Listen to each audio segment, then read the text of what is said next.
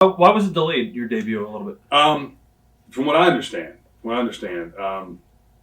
was they shot the vignettes, and then they started airing them, and for whatever reason, Eric wasn't what he wanted. I don't know why, and so they just, I never got a clear answer. All I knew was that it wasn't what Eric wanted. Right. And somehow Andre could never convey to me what it was that we had to fix. And I don't know if Eric would, but it was just kind of delayed. It was a typical WCW, like, okay, well, no one seems to know why, but then of course, when I finally came out, it was, then that's when, the Midway company basically said, wait a minute, this looks too much like our character, and what happened with it?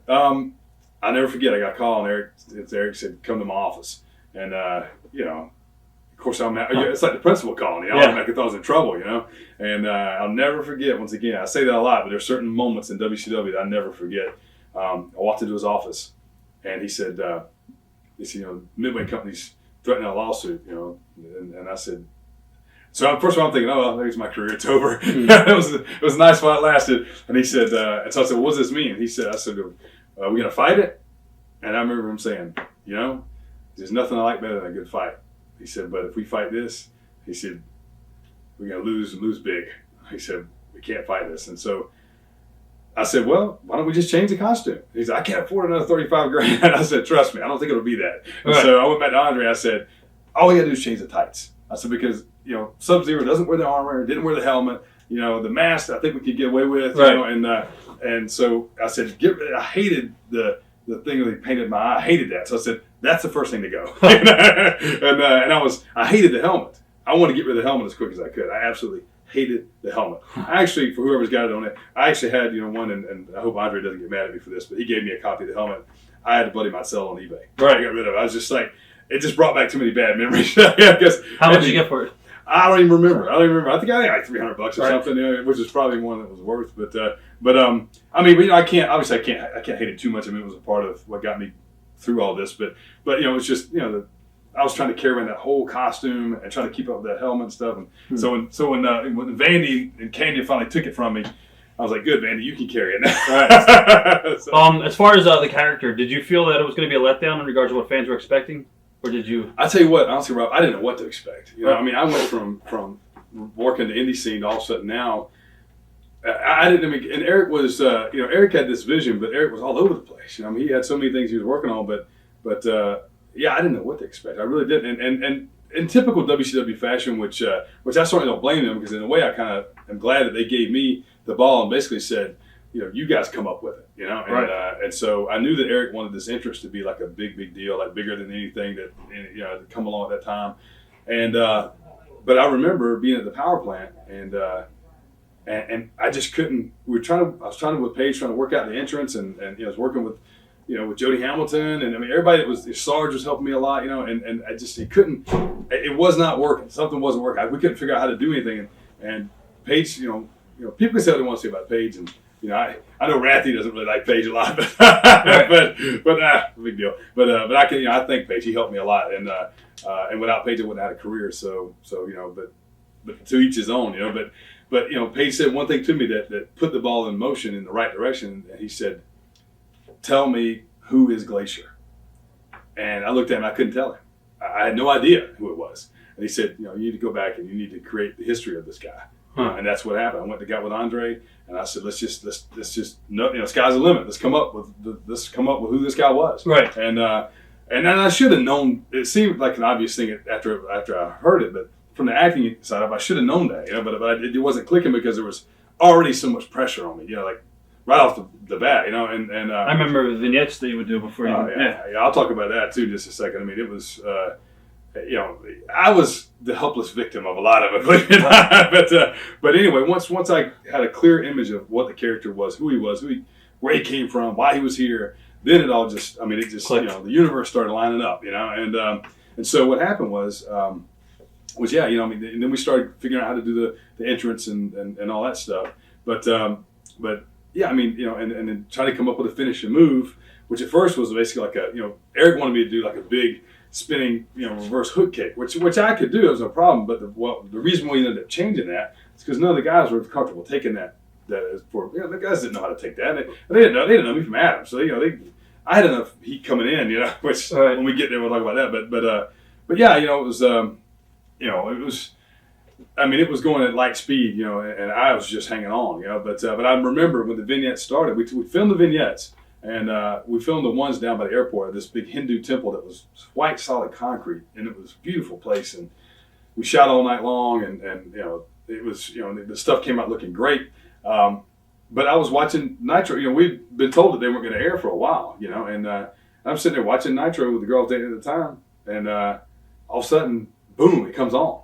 And I first thing I did was go to the phone because I think I had a pager. I didn't have a cell phone at the time. I go to the phone. I call Canyon. I go, "Are you watching what I'm watching?" And he's going, "Yeah." I go, "What the heck?" I go, "I don't know. You told me it wasn't coming on for another month or so." Right. And so we were kind of helpless. All of a sudden now, the locomotive was coming out of the station, and we had no idea. We were as much in the dark as I think anybody else. We really were. And that was, we look back now, that was kind of typical of WCW, Right. Nobody knew, what the other hand was doing, and, but the vignettes were, I was really proud of them, the finished product. The one thing that's kind of funny is there was one where there's a voice talking over it, talking about blood runs cold and blah, blah, blah. Now, originally that was supposed to be me, but it was actually the guy who produced the videos, because when I went in to cut it, I still sounded too much like a Southern boy. Right. So I've learned to drop that some. I'm sure I'll never drop all of it, but I sounded more like, I sounded more like the redneck Glacier, I think. So they decided to go with his voice at the beginning. But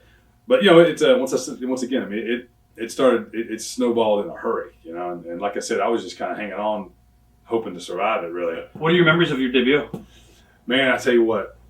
Well, first of all, before the debut, of course, I already had the word was going around that I already had gotten a nickname before guys even met me, that I was like, the Golden Boy, because I was Eric's project. It's like, I remember reading in the sheets all that stuff. Yeah, it's not to be touched, basically. I'm thinking, I didn't ask for all that, man. I just want to wrestle, And Right. so I knew right then, okay, well, you're gonna have a lot of heat coming in the locker room. You better just act professional, be humble. Don't speak unless spoken to, and that's what I did.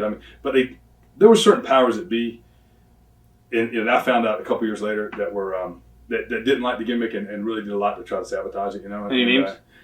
I'd rather not. Maybe on my deathbed. Right. So I never know if I'm going back to wrestling or not. I found out that it wasn't necessarily personal. It's just they didn't like the gimmick. You think they felt threatened by it? No, I just don't think they liked it. Okay. Which is fine. Because when you're in that kind of power where you can veto something, my only thing was I felt like that I was kept in the dark about it. I wish they would come to me and I could have said, what can I change? What can I do to make you happy? I'll be the puppy dog. I'll just make you happy, man. I'm just happy to be here. Right. I want to do my best. But then they built up. I was just starting to do the simple math. I'm like, okay, well here I am. They're doing all this big hype and this big build up. And then the first match they're ever really going to show of me is on WCW Pro on a Sunday night, which is the generic show. Yeah. And so I kind of started thinking, well, but then I was like, hey, I'm not asking questions. I was like your typical company guy. I'm happy to be here. Just tell me what you need me to do. And so, but then I started getting a little, some reservations with questions. But either way, like I said, you're not going to make everybody happy. Not everybody's going to like what you do. So, I just rolled with it. But my first debut on Nitro was with Ray Traylor, and God bless him, man. The one main thing I can say about him is what a great guy, and what a hell of a worker to be as big as that guy was. I actually worked on a Sunday night show in Atlanta, the charity show, not even a week before he passed away, and so I feel like everybody. I hate he's gone, but I feel lucky that I got to kind of see him, right near the end there, and he was happy, So, but Eric handpicked Ray to do the debut with me, and so we went to the power plant for a little while and we started working on it. And I was always appreciative my whole career to him because of my run at WCW, because once again, he could have, whatever he would have said to do, I would have done. Right. But he knew that Eric wanted us to have this great match. He wanted me to look strong, but he wanted him to look strong. And man, I was scared to death. But went out there and I just recently watched that match, a few weeks ago, and man, I'm just amazed at how seasoned he made me look, and the more time goes by, the more I realize how much of a favor he really did me, because I felt like I had the ability, but I was scared to death. I mean, I had no idea how I even gotten there, you know. Mm-hmm. And all of a sudden here I am, and I'm getting what's kind of referred to now as a Goldberg push, you know, and you know, and here's me really kind of saying, hey, I didn't ask for this. I just wanted to be a part of the team, right? Know? But I wasn't going to turn it down either, you know. So, but yeah, so it was a great experience, and of course, Brian Hildebrand refereed the match, and he and I became great friends. And of course, you know, he's passed now, and so when I watched that, I still have some really good memories. So, yeah, all in all, it was a tremendous experience. I mean, I think I couldn't even throw up before the match. I was dry heaving. I couldn't throw up, but I kept thinking, I'm going to be so sick out there that I can't finish the match because I'm going to be sick. Somehow I got through it, you know, and I thank Ray and you know, Hildebrand for that. How much money do you think went into your entrance? You know what? It's kind of been estimated from you know 100,000 up to like 400,000. I heard several 100,000 at one point, you know, and I don't know if that's true or not. I know that, and I heard that from some of the production guys. But I do know this, and I do know that Eric, you know, I remember Eric saying, whether he was exaggerating or not, is that that they had, at that time we had to fly in like 3 technicians just for the lasers, and the setup was this big thing that looked like something out of Aliens that they had to keep frozen, you know, and I remember him saying that it cost about $9,000 every time they did the entrance on TV.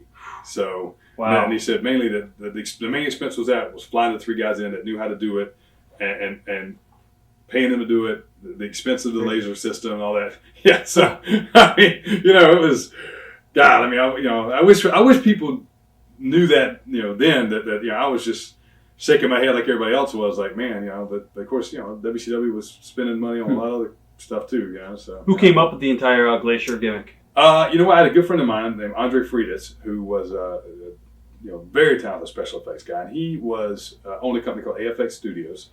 He owned a branch of it. There's a branch in LA, and he owned a branch in Atlanta.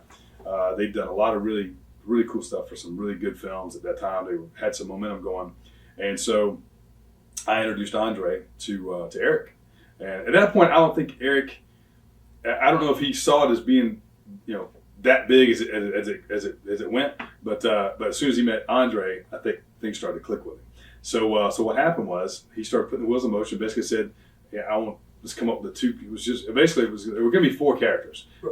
We didn't know who at first, but of course Paige went to bat for Canyon immediately, which you know, obviously was a great thing.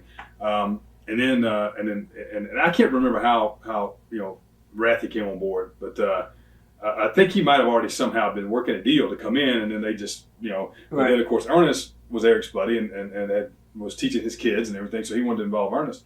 So the cool thing about it was, which I thought was so cool, once again, was Eric wanted to have these what he called secret midnight meetings.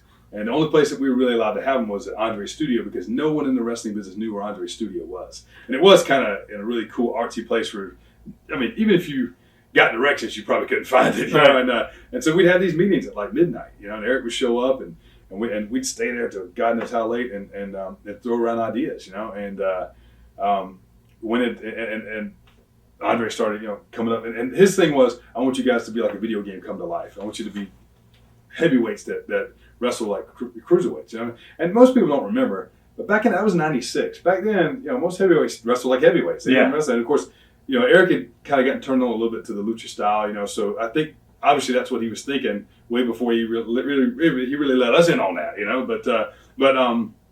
And so I remember, like, Canyon and I would actually go to the arcades. And we'd stand back and watch kids play in the games and listen to what they were saying, the terms they were using. You know, of course, they had no idea. You know, we just looked like 2 goofs standing in an arcade, you know. But you know, and Rathy was like, you know, let me go. I was like, you'll scare everybody. Just stay away. But yeah, and the funny thing is that you know, when it came down to picking the names, you know, it started with like 150 names, and it kept getting whittled down and whittled down and whittled down. I actually saw, this is something that nobody knows. I actually have a copy of some of the original notes that Andre gave me from he put together a whole package once the costume was finished, which is really cool of the whole process. And when he whittled it down to like 10 names, one of the 10 I just pulled out the other day. I was looking at that. I just came across that. I wasn't looking for that, but one of the 10 final names was which is a running joke because obviously the right guy ended up with the right name, but was Stone Cold was one of the last 10 names. And that was right about the time that Austin picked that name to take off and use it and run wild with it, But I just got kind of a laugh out of it. Like, that I would have taken it to that level. But the funny thing was Eric wanted my name to be Kryonic. That's what he wanted my name to be. And he was steadfast on it. And we were all like, he would go out, he'd drink a couple Coors Lights and he'd go to the bathroom. And we were all like, can't be chronic, man. I'll never forget Andre going, that's a verb. Right. you can't be chronic. And so we all had kind of like decided on Glacier.